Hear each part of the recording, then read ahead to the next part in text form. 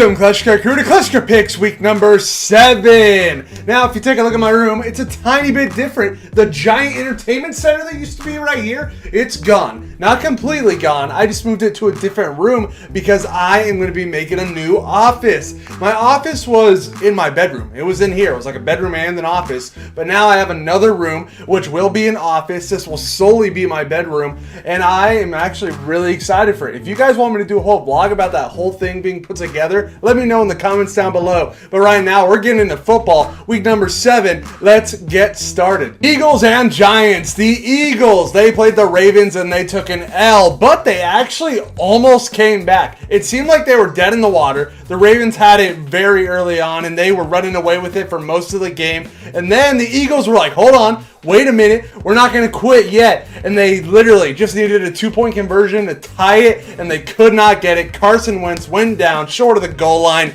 and they took the L. The Giants, they took a W for the first time this year. Congrats, Giants fans. But you barely got it. Barely. The Redskins, instead of tying the game, they tried to go for a 2-point conversion to win it, and they failed, which gave the Giants the win. This week, the Eagles, they showed that they got that fight. They got that brotherly love. They're not going to quit. And like I said, dude, the Giants, they just got their first win, and I really don't see much talent from the Giants. So give me the Eagles in this one, 27-17. Steelers and Titans. The Steelers absolutely thwomped the Browns last week. Everything was working for them. Their run game was elite. And the Titans, they got a win in overtime thanks to the big man, Derrick Henry, running that ball. He had a 94-yard touchdown in this game. He also got a clutch catch in overtime. And then they did the Wildcat offense, and he took it in, won it himself. That was the MVP, Derrick Henry. He was huge. He was a monster in that game,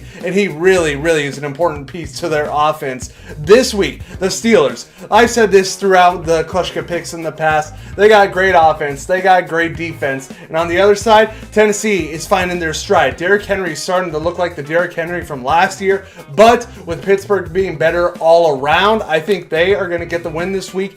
Both talented teams, but I think Pittsburgh is the better team. 30-23. Packers and Texans. The Packers, they took an L to Tom Brady and the Buccaneers. They did not look good at all. Aaron Rodgers was throwing interceptions, which he hasn't been doing lately, so he looked off. The whole team really did not look good. The Texans, even though they took an L to the Titans, that's the team that they took to overtime, they looked pretty good. Deshaun Watson looked fantastic, but like I said, the Titans just played better, forced overtime, and then they punched it in for the win. But yeah, the Texans, ever since they fired Bill O'Brien, they've looked pretty dang good to me, and I think it's actually going to be really close this week between the Packers and the Texans. I still think the Packers are the better team. They got Aaron Rodgers, who's proven he is elite. He's got the weapons with Adams and Jones, and the Texans, I think, are going to stay in it, but I think the Packers are going to be the ones that take the victory in the end, 27-24. Cowboys and football team. The Cowboys, oh my goodness, if you got a hat on, take it off. The Cowboys were absolutely embarrassed last week. They took a huge L. That offense never got going against the Cardinals, and it was absolutely embarrassing. I was watching that game, and I could not believe what was happening to them. Ezekiel Elliott did not look good. They tried the touchdown they eventually got. It took them so long to get that touchdown. It was so bad. And the football team, they tried to go for that one on a 2-point conversion, but they did not get it. This week, I think this is the time for the Cowboys to make everyone forget about last week. You're playing the football team. I just think they got to find their way with Andy Dalton in there in quarterback now. Even though it's got all these weapons, it wasn't working. Washington football team is worse than the Cardinals, so I think you'll find your way back to that W column this week, Cowboy fans. I think you win 20-17. Panthers and Saints. The Panthers took an L to the Bears. They had a chance late in the game, but Teddy Bridgewater threw an interception, and that sealed the victory for Chicago. Then you got the Saints, who are coming fresh off a bye week. You got Drew Brees, who's one of the greatest quarterbacks. Then you got Michael Thomas, an elite wide receiver, along with an elite running back, and Alvin Kamara. The whole team, really overall offense and defense, is solid. And now you're playing the Panthers, your division rival. I think with the Saints being well rested, and if Michael Thomas hasn't punched any teammates lately, not getting himself suspended from that game by his own team, then they should be fine. I think the Saints will beat the Panthers 31-27. Falcons and Lions. The Falcons finally got their first win of the season, and you guys, Art is very happy about that. He's a Falcons fan if you didn't know. They finally remembered how to use Julio Jones. Looks like getting rid of Dan Quinn was the best thing they could have done for their team this season. And then you have the Lions, who actually got a win as well. And they had a great rushing attack, which actually feels very weird to say about the Lions, because in the past, the Lions have not had a good rushing attack at all. This week, I think Atlanta is going to continue to score high. They've been doing that this season, but their defense keeps letting them down and letting the opponent score higher, and they keep letting comebacks be allowed on them. But I think things are going to change with Dan Quinn out of there. The Lions, they don't really have an offense that scares people, in my opinion. So this week, I think with the Falcons starting to get back on track, I guess, I will give them the victory over the Lions, 33-24. Bengals and Browns. The Bengals, they took an L to the Colts last week, and the Browns, they took a huge loss to the Steelers, an absolutely embarrassing one. These teams have already played each other once this season, and the run attack was great for Cleveland in that first game. Joe Burrow was struggling. He's been kind of struggling all season, trying to get himself used to this NFL style of play, and now they are back here again. Joe Burrow, Baker Mayfield, two of the biggest egos, I would say, in football. In this rematch, I think this time Joe Burrow is going to take this one. The Browns, after being absolutely embarrassed last week, and they don't have Nick Chubb this time around, who was huge in the rush attack against the Bengals the first time, I think the Bengals are going to bounce back, even up the series for the year, and I think they will beat the Browns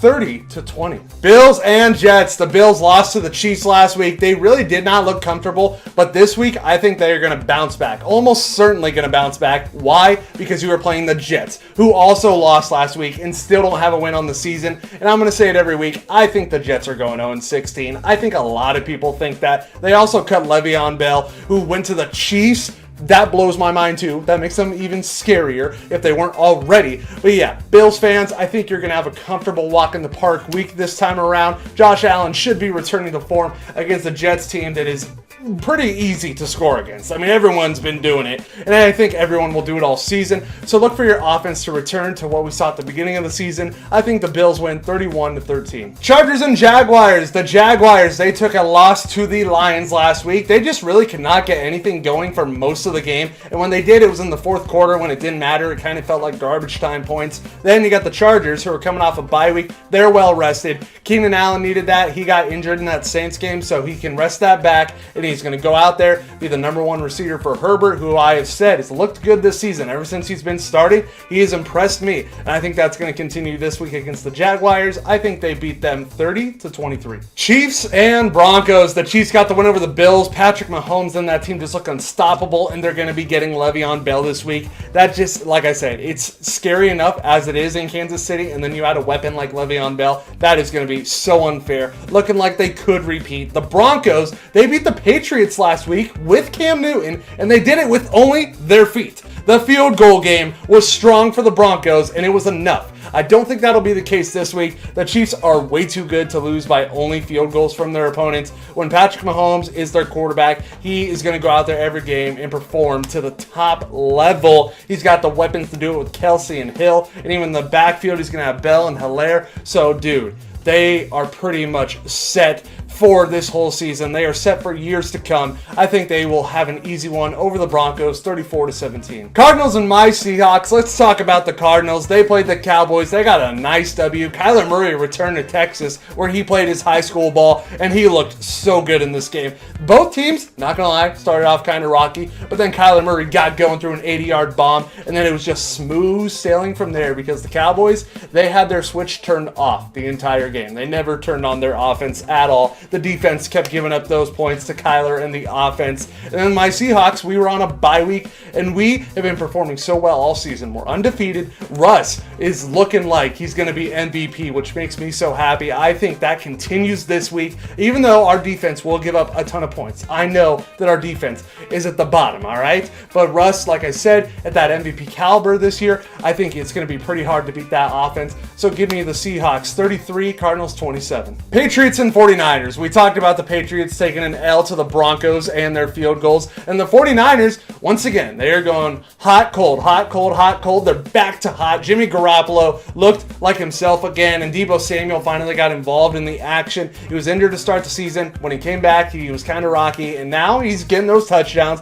He's getting the catches, the yards. And this game, I honestly don't know how to feel, because are the 49ers going to go cold again, or are they going to go hot? Same with the Patriots. Sometimes they're playing really good, and then sometimes they're a huge stinker. So this week, I think the 49ers are going to stay hot. I think Jimmy G and that offense are starting to feel that momentum they did from last year. Deebo Samuel, George Kittle. Even though Mostert looks like he's probably hurt again, they still got Jerick McKinnon, who's a solid receiving back and a solid running back. So give me the 49ers winning this one 30-20. Buccaneers and Raiders. The Buccaneers, they beat the Panthers. They looked great in that game. And the last time we saw the Raiders, they beat the Chiefs. They were on a bye week last week, so they are well rested. But Tom Brady and Tampa did very well. And they've had their games where they don't look so good, but most of their games, they've been performing pretty well this year. That offense got that chemistry quick. In the Raiders, they are really impressing me. Derrick Carr looks solid. He's hitting all his offensive weapons with no problem. Josh Jacobs at running back is great. And I think this one's going to be high scoring. Tom Brady is legendary.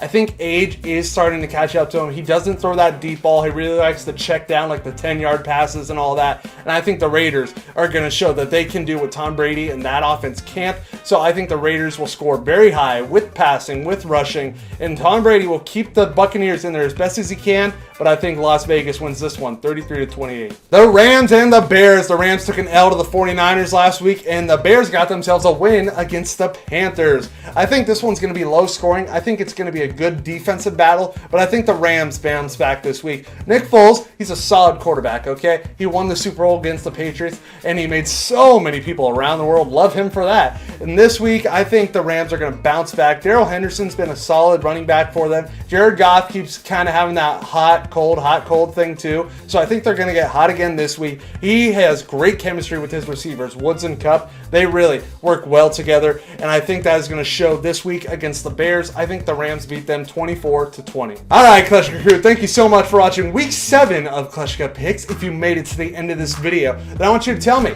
do you want to see this vlog where I'm making my office? Do you want to see that process? Leave that down below. Like the video, subscribe, tell your mom, your dad, your grandma, your grandpa, your pets, your friends, your aunt, your uncle, everybody to subscribe if they haven't already. Remember, it's free, so please do it. I would appreciate it. And I will see you next time. I got this.